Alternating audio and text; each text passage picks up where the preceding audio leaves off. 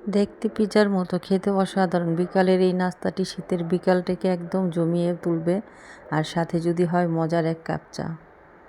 তো আর দেরি কেন, চটপট তৈরি করে ফেলো। আর পুরনো সব সময় নতুন হয় যদি একটু যত্ন নেওয়া যায়। পুরোটাই তোমাদের সাথে শেয়ার করব।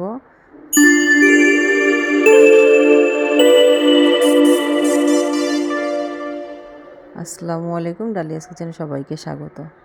তো প্রথমে আমি 3টা পেঁয়াজ নিয়েছি। পেঁয়াজগুলো একটা ছুরির সাহায্যে সুন্দর করে কুচি কুচি করে কেটে নিচ্ছি।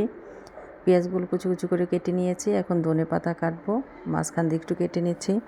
আর ছুরি দিয়ে কাটার সময় অবশ্যই একটু সাবধানে কাটবে যেন হাত কেটে না যায়। তো আমার ধনেপাতা আর পেঁয়াজ কাটা হয়ে গিয়েছে। এখন মরিচটা কেটে নিচ্ছি। যাক, সবগুলো আমার কাটা হয়ে গিয়েছে।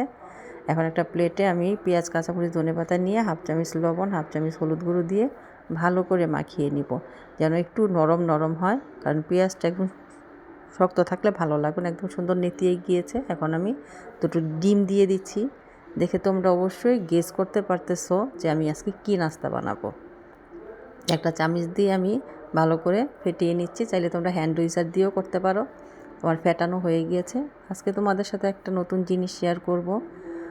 যত্ন করলে পুরনো জিনিস হচ্ছে নতুনের মতো চকচক করে, সেটাই তার প্রমাণ। এটা অনেক দিন আগে আমার নিজের হাতে বানানো, নিজের ডিজাইন করা একটা ওয়ালমেট। এই ওয়ালমেটটা আমি নিজের হাতে করেছি, সম্পূর্ণ সুতার কম্বিনেশন, সব কিছু আমার নিজের হাতের। এবং একটা শাড়ি করেছি আমার মার জন্য, একটা কাঁথা করেছি। যাই হোক, এগুলো অনেক আগে করেছি, এখন আর করি না। প্যানে আমি তেল বসিয়ে দিয়েছি। আর এখানে ময়দার মোগলাই পরোটার যে ডোটা, এটা আমি আগেই করে রেখেছি। আমি নর্মাল ঠান্ডা পানি দিয়ে জাস্ট একটু লবণ, তেল আর বেকিং পাউডার দিয়ে আমি ভালো করে মাখিয়ে নিয়েছি। এটা দেখানোর আমি প্রয়োজন মনে করিনি, কারণ নর্মাল রুটি আমরা যেভাবে গোলা করি সেভাবেই করেছি। আমি 3 ঘন্টা রেস্টে রেখে দিয়েছি। এখন জাস্ট এটা একটু ভালো করে মাখিয়ে নিচ্ছি। মাখানো হয়ে গিয়েছে। আর এখানে আমি মেজারমেন্ট কাপের 1 কাপ ময়দা নিয়েছি। আর সেটা দিয়ে আমি কয়টা মোগলাই পরোটা করি সেটাই তোমাদের সাথে শেয়ার করব। এখানে আমি মোট 1 কাপ, মেজারমেন্ট কাপের 1 কাপ ময়দা দিয়ে আমি 4টা মোগলাই পরোটা করব। তাহলে তোমরা কমিয়ে বাড়িয়ে নিতে পারো। এখন আমি একটা গোলা করে নিচ্ছি। রুটিটা তোমার একটু পাতলা করে বানাতে হবে। মোগলাই পরোটার রুটি যত পাতলা করবে, মোগলাই পরোটাটা খেতে তত ক্রিস্পি হবে, ভাজার পর খেতেও খুব মজা। তো আমার রুটিটা বানানো হয়ে গেছে। আমি ডিমের যে মিশ্রণটা সেটা দিয়ে দিচ্ছি।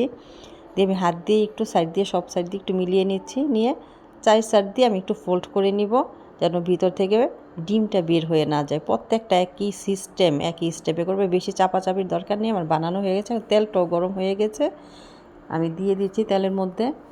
তো আস্তে ধীরে এটা হতে থাকুক, একটু মিডিয়াম টু লো হিট আমি ভাজবো। উল্টে দিয়েছি একটু,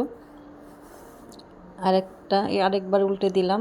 তো এটা হতে হতে আমি আরেকটা রুটিও বানিয়ে ফেলেছি, সেটা আরেকটা মোগলাই পরোটা তৈরি করে নিচ্ছি। সেম প্রসেস, সেমভাবে তোমরা করবে। এটা একদম সহজ, একদম ঘরোয়া একটা রেসিপি। এটা আর নতুন করে কিছু বলার নেই। আর এই শীতে এই রেসিপিটা খেতে কিন্তু অসাধারণ। আমার কিন্তু মোগলাই পরোটা অলরেডি 2টা হয়ে গিয়েছে, আরও একটা বানিয়ে ফেলেছি। তো এটা আমার ভাজা হয়ে গেছে। প্রথমটা থেকে কিন্তু দ্বিতীয়টা অনেক সুন্দর হয়, সেটাই দেখো। তো আমার 4টাই ভাজা হয়ে গিয়েছে। দেখো একদম পিজার মতো লাগতেছে না দেখতে?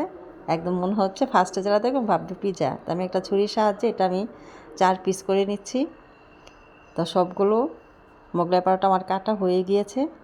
দেখো কত সুন্দর হয়েছে। প্রত্যেকটা মোগলাই পরোটা আমার একদম ক্রিস্পি হয়েছে, আর খেতে খুবই মজা। আর এরকম একটা মজার মোগলাই পরোটার সাথে যদি একটু চা না হয় তাহলে কি হয়? অবশ্যই চাটাও করেছি। আর এখানে আমি রং চা করেছি আজকে, আমার হোমমেড। আমি এই চায়ের একটা রেমেডি তোমাদের সাথে শেয়ারও করেছি। দেখো চায়ের কালারটা কত সবুজ।